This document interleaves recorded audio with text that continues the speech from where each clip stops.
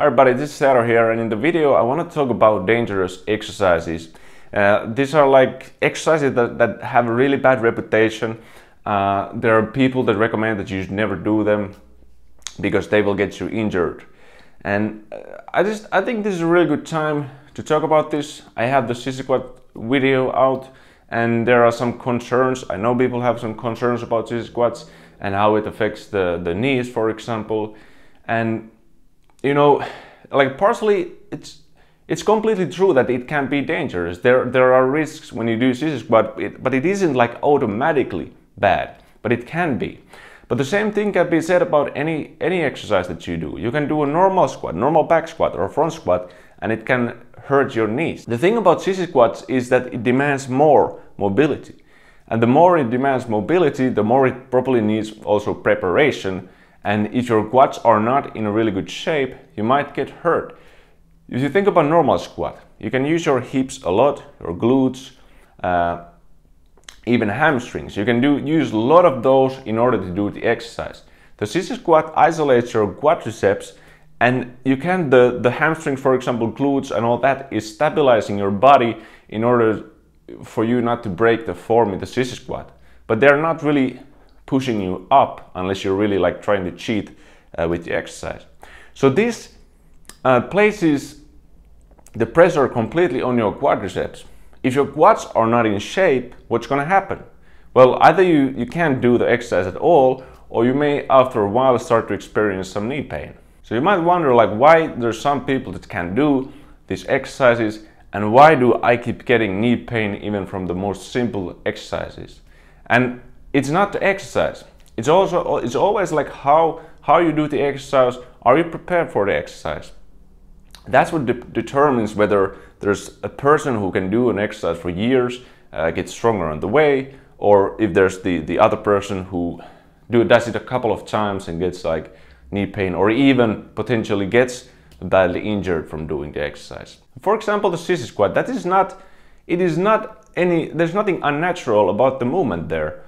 You're extending the knee joint. That's what you're doing. There's nothing unnatural about it. Your joint will not go into some weird position unless, like I said, there's some weakness there in the quads. I've been talking about these things like for example, the knee or leg extensions. Now, they have the opposite end. So when the muscle gets short, right, the quadriceps you can't see, but the same thing that I explained about the triceps, that if I'm here, this end range of the extending my elbow. Now if I put it here and press this, now the muscle is stretched. So this is the Sissy squat basically, and this would be the knee extension. So you need to have mobility in both ranges of those. You need to have strength in both end ranges in order to stay safe and injury-free. You have four heads in the quads. You have the vastus medialis, lateralis, rectus femoris, intermedius. All these quadriceps muscles needs to be in shape for you to do the Sissy squat safely.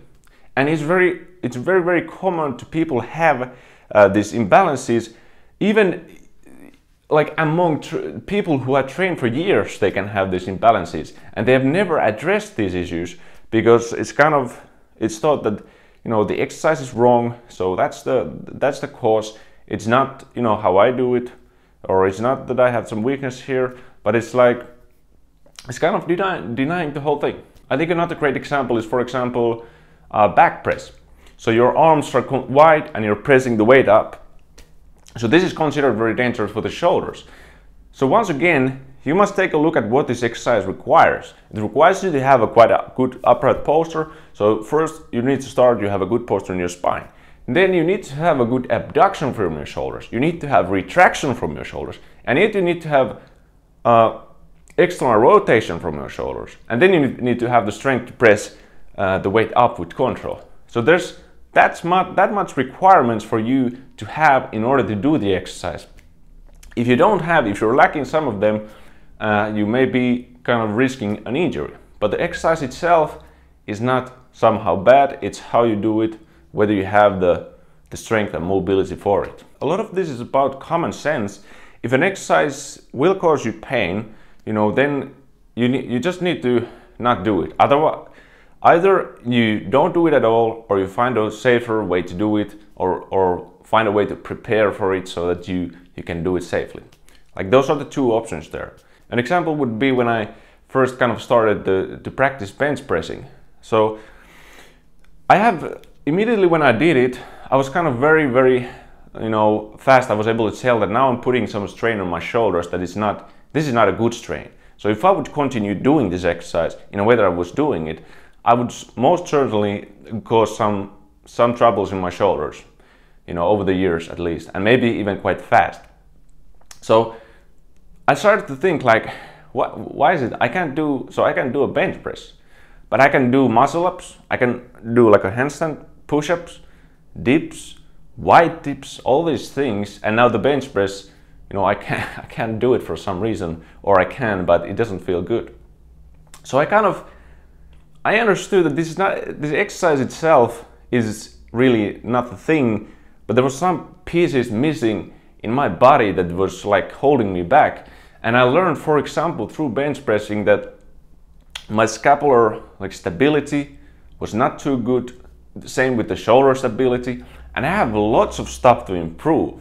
And when I did that, I started to be able to do the bench press in a way that I didn't feel that strain in my shoulder. But I had to improve a lot and learn a lot from my body to do it, instead of just thinking that this bench press is a wrong exercise, it's a bad exercise, and so on. For example, about this knee pain, I had knee pain when I was like a kid. Probably, I think the cause was like I was running in a bad way. But other than that, I've never really had a knee pain, and I have like really kind of strong quadriceps, like relatively. And if I do deep squats or anything sissy squats, I don't get knee pain. But when I did deep squatting, I got hip pain. I have a lot of imbalances in my hip area. I have this impingement type of pain in the groin area. I have lots of troubles in the hip, or like around the hip, tightness and all this type of stuff. But there's many people who do squatting, deep squatting, and they don't get this type of pain in their hips. So the exercise is not the cause. It was the lack of mobility, lack of control, lack of quality when I did the exercise. So every single exercise that you do will have a certain type of risk. The more mobility the exercise requires, the kind of higher risk there is, and the more strength is needed, more mobility is needed there to do the exercise safely. Like I know there are guys out there who give advices to avoid all this stuff and tell that this exercise and this exercise is dangerous and wrong no matter what, and will get you injured. And personally, I think that's a very bad advice. It doesn't explain, it only looks at the surface. It doesn't look inside how you're doing it, whether there's some type of muscle imbalances. It's just like this is automatically bad. And I think that's one of the reasons why people will never really address these issues, because you need to kind of face the weakness there in order to start to fix it. So this doesn't mean that you should go and do these exercises. You don't need to do sissy squat. You don't need to do any of this exercise, and you shouldn't do them if you can't do them right. That's what I've been saying here. But it's good to kind of learn from them, understand there's something that I might need to maybe train better, something I need to address in my body, and then grow from there. Like, I take it very seriously what I do. Like, I don't do exercises like to hurt myself. I put so much effort into trying to, prepare myself, trying to improve my mobility, keep myself from injuring myself. And I don't put out like stuff lightly and like not thinking about it. Like, I do know people have concerns about some of the exercises, and I hope that this kind of answers to some of the questions that people have. So just remember to use a lot of common sense. There's pain, then you need to either not do it or find a way to do it safely. And also, don't overdo these exercises. Like, I don't go around and do sissy squats every single day or all the time. Let your body heal and kind of settle down, and that's it. So remember to train hard, but also train very, very smart And that's it. I'll see you in the next video. Take care.